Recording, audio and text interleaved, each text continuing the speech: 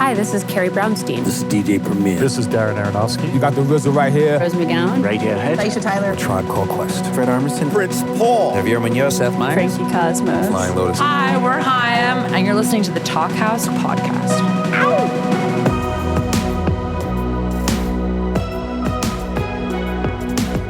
Hello and welcome to the Talkhouse podcast. I'm Josh Modell. On this week's episode, we've got a reunion of sorts in celebration of a new release of old music. It's David Pajo, Cassie Berman, and Tim Furnish. Now, these three met in the fertile Louisville scene of the early 1990s. Pajo played guitar in the wildly influential band Slint and went on to play with Tortoise, Royal Trux, Stereolab, and Interpol, among others, at various times over the years. He's currently a member of Gang of Four. But the subject of this conversation is Pajo's sorta-solo career, which went through various M names, from just M to Papa M and Ariel M. Now, as Ariel M, Pajo brought on some friends for a brief time to tour Europe, where they recorded a Peel session. More on that in a minute. Now, the friends that Pajo recruited to play in the Ariel M live band were Tim Furnish, whose legendary Louisville band Crain had broken up recently, and he's since recorded experimental rock with the band Parlour, as well as Cassie Berman and Tony Bailey. Now, Berman had been kicking around in Louisville bands too, and she would go on to join Silver Jews, the band fronted by her husband, David Berman. Now, drummer Tony Bailey, as you'll hear, played in about 1 million bands in the area. He died, sadly, in 2009. Now, the reason for today's reunion of the lineup that burned bright but quick is the release of Ariel M's new Peel Sessions album. In case you're unfamiliar, BBC DJ John Peel used to invite the coolest bands of his day, from the 70s into the 2000s, to record a few songs specifically for his show, many of which were later released with the same striking artwork. In 1998, Ariel M stopped by and recorded 3 songs that would turn out quite different to the versions Pajo crafted in the studio, and would really be the only evidence that this lineup left of its existence. Pajo was recently reminded of the session, so he set about tracking down the tapes, sprucing them up, and handing them over to Drag City for a proper release, including an amazing replica of those original John Peel session sleeves. Check out a little bit of the song Vivea from the John Peel session right here.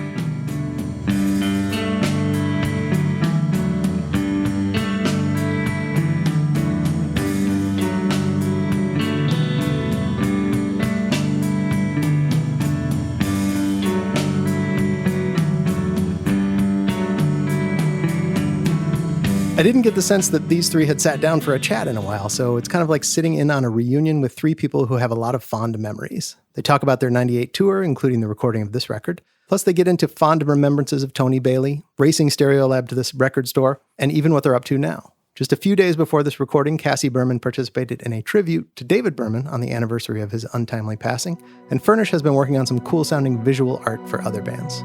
Check it out and enjoy.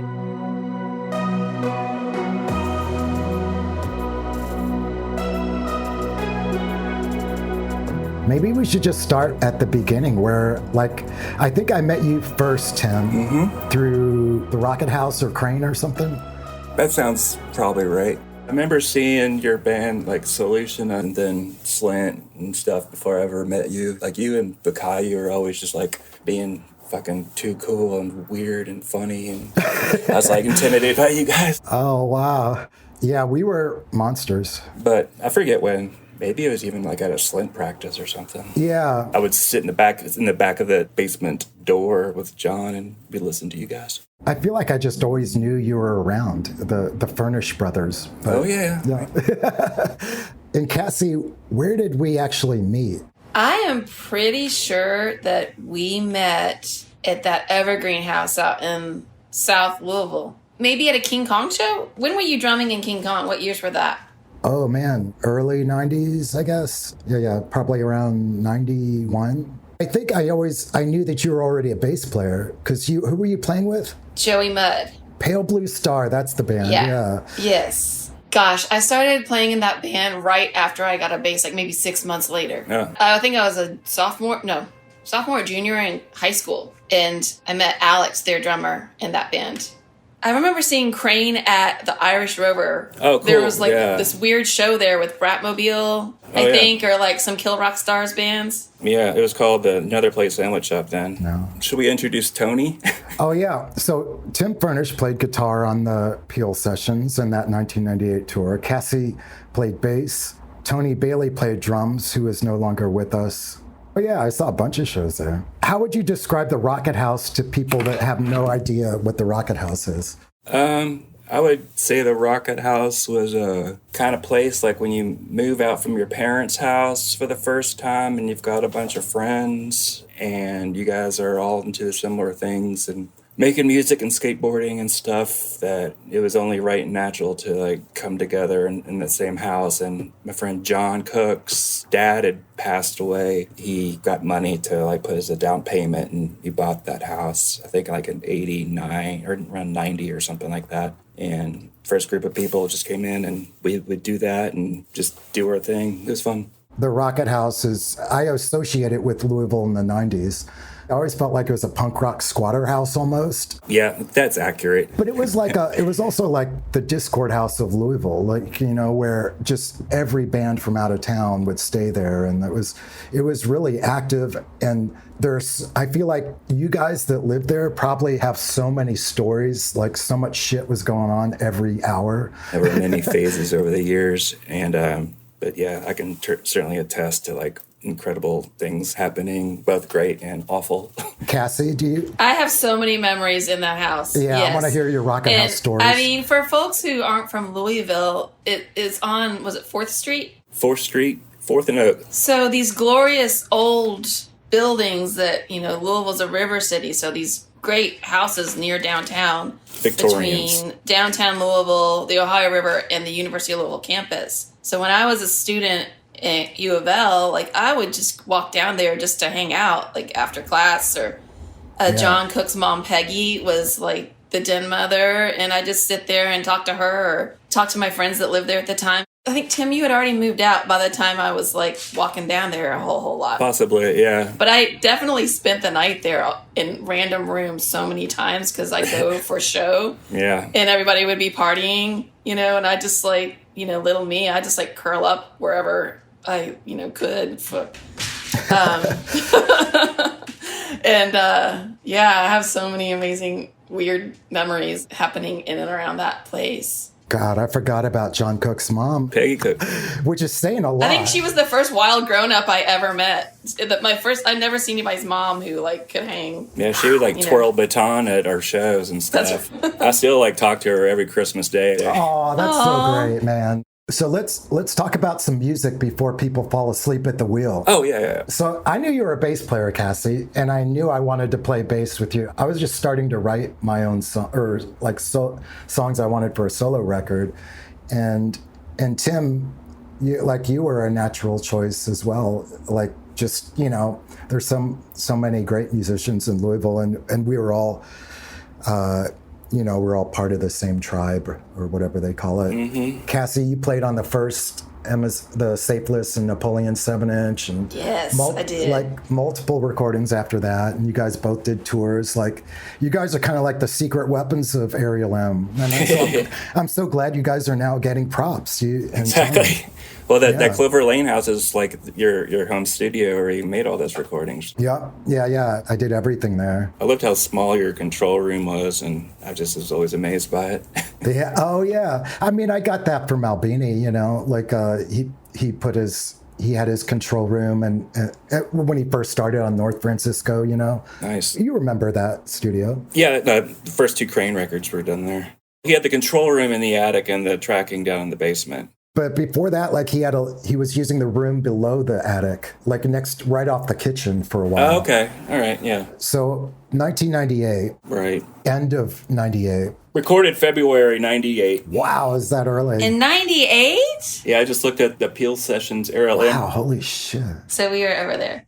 Like, it was really surreal for me to be in a band with you two so soon after discovering your music. You know, like I can remember exactly where I was sitting still to this day when I first heard Slint and Crain. And then fast forward like 3, 4, maybe 5 years later, we're all on tour together. I love when that happens, man. It doesn't happen often enough, you know, where you're like a fan and then suddenly you're hanging out with them. You're like, what the fuck? I love it. Yeah, and we had played some shows in 98 I was sessions, thinking about that. Yeah, we did another M tour. Bloomington of all the Yes. places. Like, I can't remember where else other than that, like, house show you did there. Man, we must have done a 97 US tour. Like Yeah, we late did, yeah. 97. It could have been just East Coast.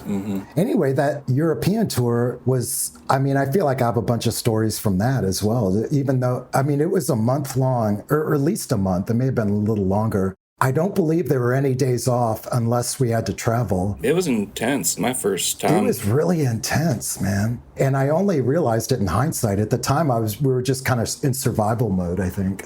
But it was heavy and so much fucking fun. Yeah. It was. I got to reach a lot of moments where I was just like, I can't believe I'm doing this right now. Just, Yeah, like, me too. Seeing some of my favorite bands and playing with Yeah. them. Like, what bands did you guys see? Well, we did those shows at Stereolab, and that was like a dream come true for me.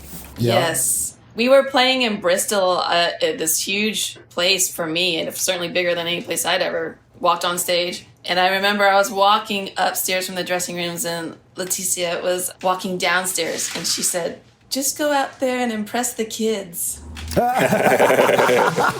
That's hilarious. And I'm like looking over my shoulder. I was like, "What kid?" I wasn't young, but you guys were really young. I did that math recently. Wow. I was 23. Holy shit, that's crazy. And then So Tony would have been like, was 20? 20, yeah. Fucking hell. And I was like 86. You're a vampire. Yeah, I'm actually in my baby Yoda phase right now. Adorable. I have That's awesome. couple more centuries to go. I don't think I can look at you any other way now. Oh, I'm glad I didn't say I'm in my Gollum phase then.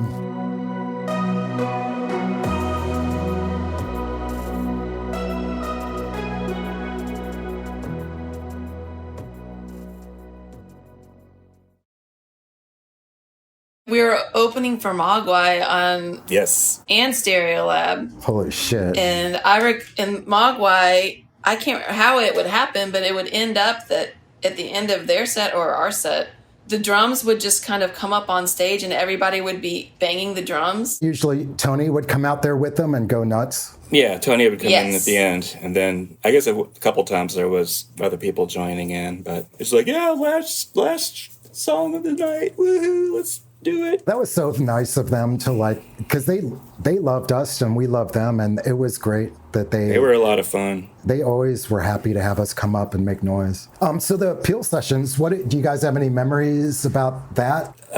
Well, I remember thinking, oh, wow, so John Peel's not going to record us, but he's got a fine person here to do it. We were expecting John Peel to come and meet us at the door, Yeah. and we never saw him. And I've never met him. I've done a couple Yeah, Peel I really, sessions. yeah. Didn't he attend one of our shows in Scotland? I think he did. Is that That's how it right. came about? Yeah, he did. I was excited because that Vivia song, we kind of just started writing that before we left, and we weren't finished with it. And we kind of were writing it on the tour, and I was stoked to contributed to it and stuff. So I was excited about that song, and it was one of the newer ones. It was cool to play that. Man, I totally forgot the origins of that song, but that sounds totally right. Yeah, we started in your practice space. Because that on the Peel sessions, it has piano and another overdub, right? Yeah, I did piano part, and I don't remember if I did guitar too. I thought I played that part. But no, the piano was me. Oh, okay. I thought I doubled that part. I think I put the You might have- credits wrong then. Ah, damn it! I swear I played that part. But if I'm wrong, Oh, you did re-record it on that when you got back. You did it all yourself, and you recorded it like that. But I made that part up. anyway, Cassie, do you have any memories of that? First of all, the BBC studios was it was ginormous. Yeah. I mean, it was like finding your way through a labyrinth to even find whatever room we recorded in, which was also huge. It was a big room. Yeah, I remember that. Maida Vale is a labyrinth. Yeah, I think we got there early, in the early afternoon, and then we're there all through the wee hours of the night, if I'm not mistaken. That sounds right. After I put the bass parts down and you all were elaborating on that initial recording, at some point, I can't remember what Tony did, but we were there so long that I got sleepy and went and found a couch to nap on. I woke up from the nap and came back in. You all were still at it. And one of the engineers said, John Bonham passed out on that couch once. That's amazing. I just felt like there have been so many musicians come through these halls and play in that room. And I just felt excited for that reason. Yeah, it's incredible. And what a beautiful analog recording, Yeah, it's like a very old looking console and tape deck. And they knew it inside and out. And I feel like we had our tones locked in because we were like really. We'd been playing and we were well seasoned at that point from that trip. Totally, man. I'm so glad we did that. I'm so glad Phil had us do it because it's such a great document of that tour. And I forgot how much improvisation we did, Yeah. Yeah. It's a great thing about an instrumental band is that you can just stretch out and open up, and it's not like the singer's just singing the same verse over and over. Exactly, yeah. Or just making up lamer and lamer lyrics as they run out of ideas while the band's like cooking. Yeah, I know. Yeah, what do singers do while the band's freaking out? They just... I guess Robert Plant would like slap his thigh or something. Or they scat, man. Start scatting. Oh, yeah. No. Man, I wish I could scat. I try. Or they occasionally just like interject, like, yeah. Yeah, exactly. I think that's when they go backstage and do another line or something. Of course, yeah. Yeah, that recording was so cool. I do remember our van breaking down when we got on the channel from. Were we going from France to England or vice versa? I thought it was France to England. Good question. On the way back then, because we started off in England. Yeah, it was on the way back, I thought, because I just thought it was funny that we showed up in England for like, hey, Domino Records, here we are. Our shit's all broken down, and we need a new tour manager. Yeah. Well, I've never been on any tour where vans didn't break down. I mean, isn't that kind of like... Oh, really? With Silver Jews, it certainly was happening all the time. That was my first time to England, so I was very thrilled. Oh, man. Was that your first time to Europe as well? No, I'd been to Italy before, like 3 years prior, but this is my first England and throughout Europe thing. Oh, shit. I have got to slow down on my weed intake because I have a great thought or a great question and then it's gone. Did it have anything to do with the van breaking down? Or the tour managers? The tour managers? Van breaking down. It was Italy. Because maybe you guys can correct me, but in my mind, this is how I remember our time in Italy, is that we played every single town in Italy. Pretty much. And I mean, like some shows would be like 20 minutes, like 30 minutes to the next city. Yeah. And we would play, like, some of them were really weird, like during the day, like right before a disco or right after a disco or something. The most amazing architecture in rooms, and that's just oh my God, so decked out. It felt like magic. Those 2 weeks or whatever we had just in Italy got me hooked on espresso, and I've had espresso every day since then. You mean addicted? Addicted, totally. Because Giovanna would pull over like every 15 miles for a coffee. Yes, the truck stops were like above the highway or whatever. So like you'd pull over, get out of the car, get something delicious. Prawn chips. Prawn, prawn. Yeah, down in Tennessee we have Buc-ee's. That's the big thing to look forward to, is like going and get some barbecue on your road trip. But that was amazing. I can remember when we first got into Putney, like in England, where we, I guess, flew into, and that first night he took us around the corner to this little jerk chicken place, and was like, this place is great. This guy used to cook for a Led Zeppelin on tour. Yeah, he was like their chef for the chef, Zeppelin. And I was like totally blown away by that, and the chicken was delicious, and I discovered that the Brits don't drink, they just have like room temperature beer. I was like, whoa, this is different. Yeah. They had, that restaurant had fresh squeezed carrot juice. Which oh, yes. I was working at the hippie, I was working at Rainbow Blossom drinking carrot juice daily, so I was like, I get my carrot juice. Now I remember that perfectly. Awesome. Mm-hmm. And Marmite was the morning snack. I was like, and crumpets. Delicious. I was trying to explain to somebody recently that, in the 90s when we toured, like we had to, or like early 2000s, it was like you had to hit every bookstore and record store in each town. You know, at least with Stereolab, it was almost like a race to see who could get to the record store first, because we all wanted the same fucking records. And if Tim Bean got it before us, it was like, you know, it was like, you'd be like, oh, cool. But in your mind, you'd be so jealous, you know, like I have to get to the store before him. But like, I feel like on that tour, we scored a lot of great records and stuff too, like krautrock shit and, you know, just stuff that was hard to find in America. Yep. What else? And you guys were dating. Oh, yeah. We were sweeties. Yeah. Yeah. Yeah. We started love. dating when we were going to be, I think, Tim, you might have asked me if you wanted to collaborate on music, and then it just ended up that M was how we collaborated on music. Yeah, I think so. We never started a band together. Right. Sorry about that. No, it's cool. It's part of the story. There's still time. Yeah. I love when couples like stay friends. So this is really awesome to me. Like, because, you know, like a lot of times you don't stay friends with your, I mean, I feel like I'm friends with almost all of my exes. There's probably me like too. A couple, I don't know. It's important to me. I like try to make good friends to begin with, and if they become exes, well, that's okay. Let's keep the friendship if we can. Yeah. Awesome. Right on. So you aren't secretly jealous that she married Berman? Let's not talk about that. I'm kidding. That's another. That's funny. I'll just say this since you brought that up, David.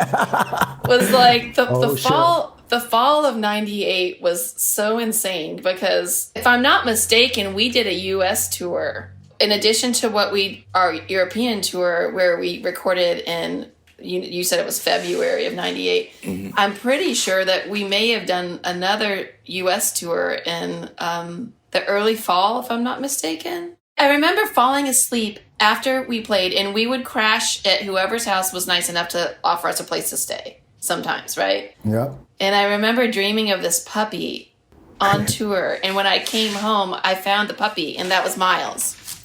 Oh, my God. Mm-hmm. So, yeah, and it was like, that's a puppy from my dreams. And then fast forward to November of 1998 into December of 98. That's when I met David Berman when he was in town visiting Bob Nastanovich. Oh, yeah. And American Water was just coming out that year as well. Oh, shit. Wait, so that was 98 as well? Yes. Man, I had no idea. I thought it was like years after that tour. Shit, that was immediate. 98 was such a hugely transitional year, I feel like, for all of us. I quit Tortoise. I did that tour with Ariel. Then I joined Royal Trux and did a tour with them in 98. When did the first Papa M record, like the next record, come out and tour? Man, I'm the worst at that. The Ghost. Whatever Immortal or whatever. No. The Life from a Shark Cage? Life in a Shark Cage. Oh shit. I don't know. That was like 99. that came out. That came out. So that came out right after the Ariel M record. Wow. So I must have recorded that. Well, you got it listed here. I haven't even started looking through the artwork. I just glanced at it so far, so I'm getting to experience it in real time right now. My first comment is I love that the texture has been and the graphic design has been thoroughly replicated and honored. It feels great. That's right. Yeah, we tried to get the same texture as those old Strange Fruit recordings. What do you think of the record, Cassie? It's incredible. It's absolutely incredible. Yeah, it's surreal that it's. The origin story of how the Peel session came to be resurrected is probably something worth telling, which you would be more privy to, of course, right, David? I saw that it was on YouTube like ages ago. I remember thinking we were on fire, but the quality of the recording is bad. Like at some point we should release this, get this cleaned up. And it's just been on the back burner forever. And, I always wanted to do an Ariel M tour in 2020. Pandemic happened. I was Yeah. getting excited about that. I was like, Me too. oh, shucks. So I started working on this. I started getting this going, like getting the licensing from the BBC, basically, to get this going instead of touring, which would have been great. And maybe we'll still do it. How cool would that be? That'd be cool. I'm 100%. We got to get That Tony's would be Ghost. very cool. Tony's Ghost. Ghost. That would be very hard to summon. I remember where I was when I saw him last time. I mean, Tony's such an incredible drummer. He was in so many bands when he was in Ariel M with us too, right? Like, Yep. in so many Louisville bands. The last time I saw him, I was in Nashville in a mall, and he was on the mezzanine upstairs. I didn't know that. And somehow he spotted me, and I hear somebody scream, like, Cassie Merritt! And I looked up, and of course in Nashville, nobody called me that. Yeah. I never thought So I was of like, it. who? He was in town for something or another. That was, I don't know when that was, but very hard to find lightning in a bottle like that. How would you guys explain Tony to people that don't know him? He's such a remarkable person. A couple of my favorite tidbits about Tony was one, his incredible capacity to remember the most minute details of not only like all of his favorite like 70s and 80s and 90s rock music that he loved, like who played in every band. He knew the date of so many damn shows, like to a T, and like if it was a Thursday or Friday or something, and like he would tell me, I would always use him for like, what was that one show that Crain played, and he'd be like, oh, that was January 2nd, 1994. Man, I'd just be like, God damn. I would test him all the time. I would just say dates. I would be like, December 15th, 1996. And he would think for a second, he'd be like, I was at my grandma's house. She made me this and this for lunch. Like, total photographic memory. Photographic memory. Wow. He also had perfect pitch, so you could always have him be your tuner. He'd be like up, down, up. All right. And he also had kind of some synesthesia, I think. Like he would say, yeah, that sounds kind of orange, or that song sounds brown. Yeah, that's right.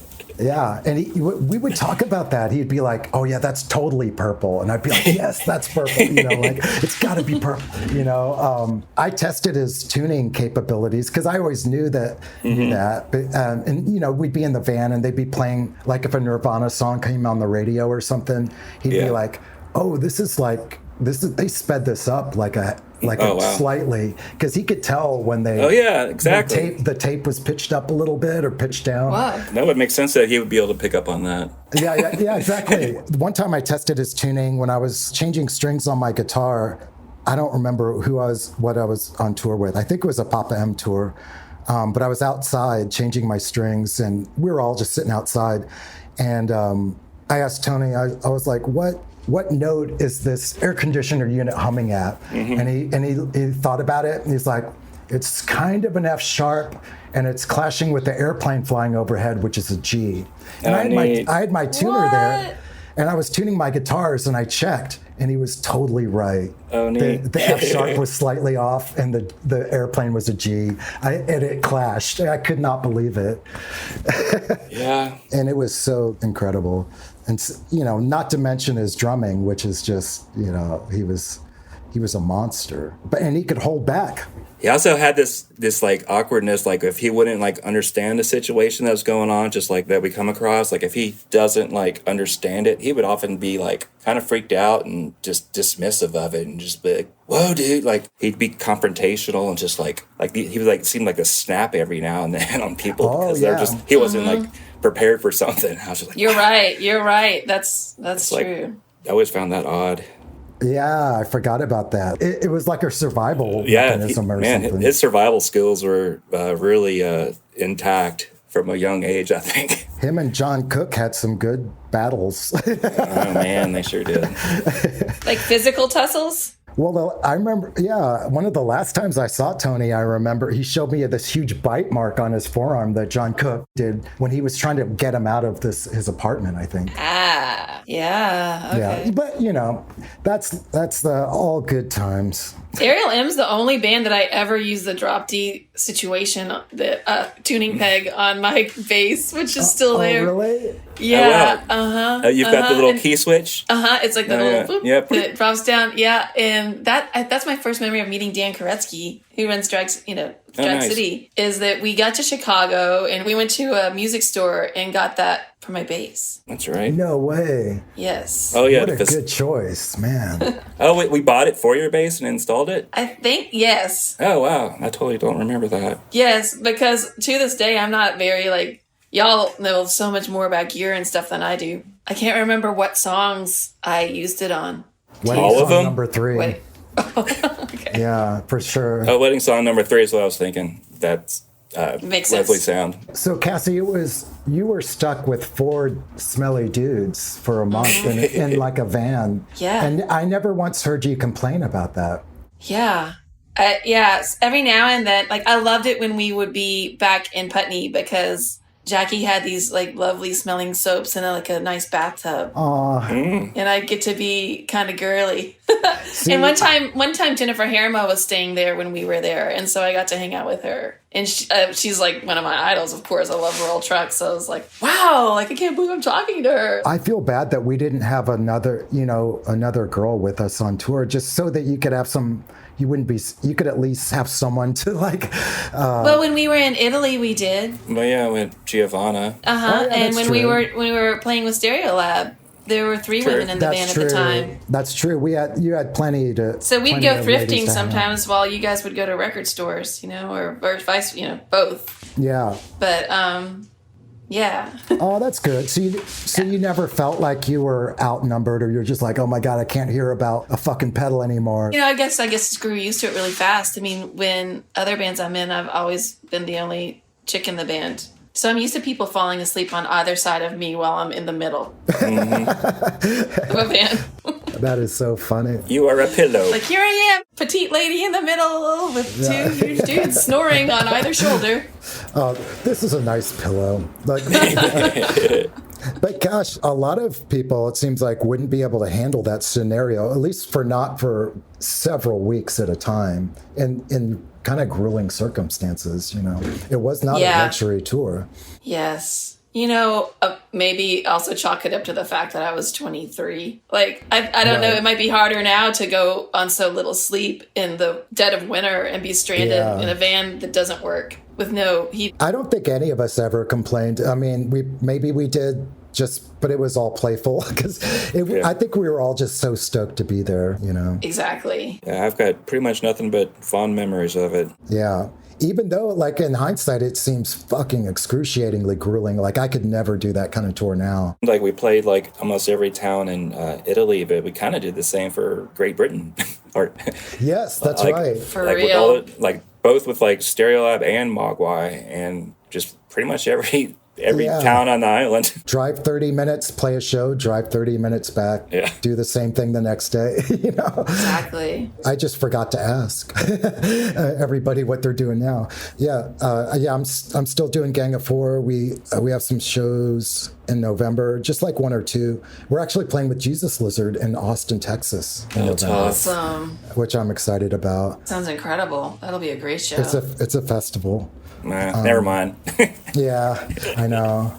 But just my solo stuff and working on guitars. That's about it. Cassie, you're playing this Monday in Louisville, aren't you? I'm playing in Chicago on Sunday at Sleeping Village, and Louisville on Monday, and a show in Nashville. So several years ago, I started playing music on my own, writing songs. So I'd love to have a band. Right now, I'm just been doing it solo. It feels good to be writing songs and being able to perform them in these cities that mean a lot to me. Chicago's always seemed like sweet home away from home musically, because growing up in Louisville, we drive up I-65 at the drop of a hat to see shows that weren't ever going to play in Louisville. That's right. Yeah. And last weekend, I was really, really fortunate. Things came together in Nashville. A friend of mine, Julia Martin, and our friend Brett Ralph from Louisville co-curated an art and musical exhibition. Awesome. And the members of Silver Jews that were part of the touring band with David and I. We're all in Nashville, so we got up and did a set of Silver Jews and one Purple Mountain song. Oh my gosh, I wish I could have seen that. Cool. Wow. Yeah, Will Oldham sang one with us, or two actually. He sang Punks in the Beer Light and Wild Kindness Oh, that's great. with us that night. Yeah. Is that like on the Woods played like with a us. played like on the back of a porch of some sort? Yeah, the side Or- of the gallery. Yeah, I as saw a porch. picture. That looked neat. Yeah, and the art inside is wonderful as well. 14 artists created pieces based on the theme of purple. And I think David passed away on August 7th of 2019. And Brett and Julia loved him very much. And not everybody who participated knew him personally, but I think folks were feeling the gravity of that. And it's been 5 years since then. So when it was titled Purple Rain, I think people were thinking of that. I certainly was feeling it big time. Wow, that's great. Just swinging through Chicago. This is for the first time since 2009. Nice. Like actually doing, since Silver Jews played our last show in January of 2009 in Caverns. You seem super happy. I saw you play at B-Side Yes. early this year. Yeah. That's right. In Louisville. Yeah, that was last summer. Okay, cool. And Tim, Parlour started what year? Kind of started initially as Crain was ending in like around 95. Holy shit. But I didn't get, I had basically made all this stuff and didn't really release anything till like 2000, where I put out 2 records at once because it built up. But yeah, it's been a long time and slow going ever since. God, so Parlour's been going for almost 30 years? Yeah, surprisingly. Fucking hell, that's great. I just refused to like change my name. It's a great name. But you're making videos as well. Yeah, I did like video performance, like a visualist for like projecting like audio reactive images like around and on a band and stuff. It's been a lot of fun. Did tours with Jay Jail and Catherine Irwin and Old Baby. A lot of fun stuff. Yeah. So you're doing like your videos that are like behind or projected onto the band that react to the music they're playing? Yeah, it's like using cameras and video software and MIDI controllers. Basically just doing improvisational graphics jamming. It's That is super cool. It's very fun. Feels like music. That's super cool. That's very cool. That's definitely what's caught my interest for the most part the past couple of years. I'd love to see that. Man, that's awesome. I'm so happy everybody's playing and doing their shit. I have to urinate really bad. That's the only reason I wouldn't mind winding it up. It was awesome seeing you guys and meeting you briefly, Josh. You know what, David? You've always been one of the most mysterious people I've known, so this is perfect that we can't see you when we talk to you. Yeah. I swear I didn't do it on purpose. All right.